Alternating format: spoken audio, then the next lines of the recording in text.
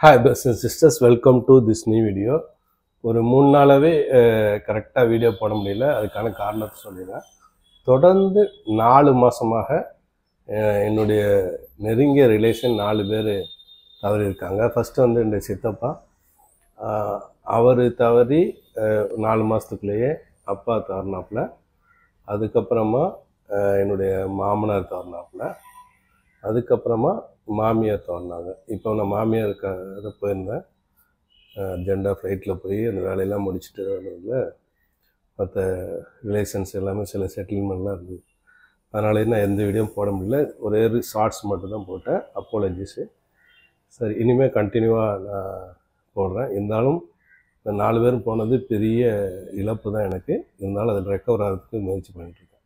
So இன்றைக்கி expiry டே நல்லா காமாக தான் முடிந்தது. ஒரு ரேஞ்சில் தான் முடிந்தது. இங்கே பாருங்கள், காமாக ஒரு ரேஞ்ச் மார்க்கெட் முடிஞ்சுது.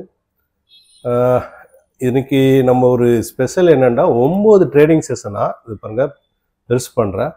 ப்ரீவியஸ் லோ, அதாவது அதோடைய லோக்கு மேலே தான் க்ளோஸ் வச்சு மார்க்கெட் மேலே போயிட்டே இருக்குது.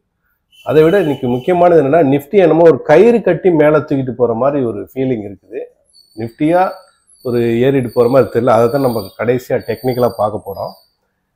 இந்தியா விக்ஸ் வந்து இன்றைக்கி 3% டவுன் ஆகி 11.37 இருக்குது.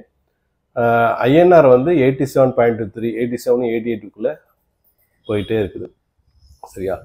டெலகிராமில் ஜாயின் பண்ணிங்க. அது NSE 360 சொல்லி லிங்க் இருக்கும், அதில் ஜாயின் பண்ணுங்கள். நிறைய ஃபேக் ஐடிஸ் இருக்குது, அதில் ஜாயின் பண்ணி ஏமாந்துட வேண்டாம். சரியா? அதே மாதிரி இன்னைக்கு வந்து எஸ்டர்டே க்ளோஸு 5 மினிட்ஸ்க்கு மாற்றிக்கிறேன். எஸ்டர்டே க்ளோஸ் வந்து 25,050. இன்றைக்கி ஓப்பன் 25,142, 100 பாயிண்ட்ஸ் கேப் அப் ஆச்சு. 9:15க்கு இதை கொஞ்சம் பெருசு பண்ணிக்கலாம். இது பாருங்கள், 9:15க்கு ஒரு ஹை க்ரியேட் பண்ணிச்சு. 25,054, 100 பாயிண்ட்ஸ் அதுலேருந்து டவுன் ஆகி 25,054, 9:40க்கு. அப்புறமா 10:30க்கு 25,145, 100 பாயிண்ட்ஸ் அப்பு. அப்புறம் 1:40க்கு 25,075, 70 பாயிண்ட்ஸ் டவுனு. 2:15க்கு 25,153, 75 பாயிண்ட்ஸ் அப்பு. கடைசியில் 25,080. இப்படி அப் அண்ட் டவுன் சொல்லி 4-way 5-way 3 நடந்தது. இன்னைக்கு ஓப்பன் டே கேண்டிலுக்கு மாத்திரம் இது வந்து இந்த ஃபயர்ஸில் இந்த பிரச்சனை இருக்குது. இது ரெட் கேண்டில் தான் வரணும். இது பாருங்கள், ட்ரேடிங்கில் காமிக்கிறேன் பாருங்கள். Red candle காமிக்குதா? ஃபயர்ஸில் பாருங்கள் க்ரீன் கேண்டில் காமிக்குது பாருங்கள். இந்த பிரச்சனை இருக்குது. இது ரெட் கேண்டிலாகவே கன்சிடர் பண்ணிக்கோங்க. இந்த இது ட்ரேடிங் மாற்றிக்கிறேன். இன்றைக்கு ஓப்பன் 25,142, ஹை 25,153, லோ 25,054, க்ளோஸ் 25,083. ஒரு 100 பாயிண்ட்ஸ் ரெட் கேண்டில் போட்டிருக்கு. 33 பாயிண்ட்ஸ் அப்பாக இருக்குது. இந்த கேப் அப்பில் ரெட் கேண்டில். இன்றைக்கி top gainer Cipla 3%, doctor Reddy 2%, Bajaj 1%, ICICI 1% up. Top loser coal India 1.25% down, Bajaj auto 1.5% down, Tata consumer 1.5% down, power grid 1.5% down. இங்கே green candle 24, red candle 27. Bank நிஃப்டியை பொறுத்தவரை இந்த பேங்க் நிஃப்டிக்கு மாத்திரம் இந்த பாருங்கள், இன்னைக்கு மூவ்மெண்ட் வந்து 55,993 to 55,708, 300 பாயிண்ட்ஸ் மூவ்மெண்ட்டு. ஐசிசி மட்டும் தான் 1% இன்னைக்கு அப்பாச்சு. Weightage +29, ICICI 25 points, Reliance 18 point. மற்ற செக்டர்ஸ் வந்து இன்னைக்கு அதிகமாக ஏறினது இறங்குன்னு சொல்லுவோம். 1/2% டவுனு. இது பிஎஸ்சி இது. அதுக்கப்புறம் வந்து fin Nifty 0.32% up. Auto sector 36% down. எல்லாமே கொஞ்சம் ஏற்ற இறக்கங்கள் இருந்தது இன்னைக்கு. சரியா? சரி, இதை கோல்டை பொறுத்தவரை $3,333. இன்னைக்கு போர்டு ரேட்டு 9,230, $126 இன்னைக்கு வந்து சில்வர் விற்கப்படுது. அதே இடத்துல தான் ரேஞ்ச் போட்டுகிட்டே இருக்குது. 3,500 தான் லைட் ஆஃப் ஹை. அதுக்கு சில்வர் அதே மாதிரி அதே இடத்துல தான் மூவ் ஆகிட்டு இருக்கு. 37.817. அதோடைய ஸ்விங் ஹை இப்போதைக்கு 39.502. பிட்காயின் பொறுத்தவரை நல்லா ஏறிச்சு. அதாவது 1,24,517 வரைக்கும் ஏறிச்சு. இப்போ கொஞ்சம் இறங்கி 1,13,229 ட்ரேட் ஆகுது. யூஎஸ்ஐயில் 1/2% அப்பாயி 63.09 இருக்குது. குளோபல் மார்க்கெட் பொறுத்தவரை Dow Jones 1/2% down, S&P 500 1/4% down, Nasdaq 1/2% down. Europe market இங்கிலாந்து FTSE 1/4% down, CSE Italy 3/4% down, DX Germany 1/2% town.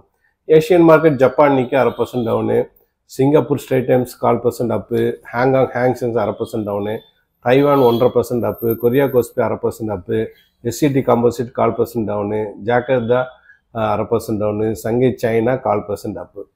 ஈவெண்ட்ஸை பொறுத்தவரை இந்தியாவுடைய S&P குளோபல் மேனுஃபேக்சர் PMI 59.8 இப்போ வந்திருக்கு. எக்ஸ்பெக்டட் 59.1, 59.1 முன்னாடி ப்ரீவியஸ், இது வந்து பாசிட்டிவ் தான் நமக்கு.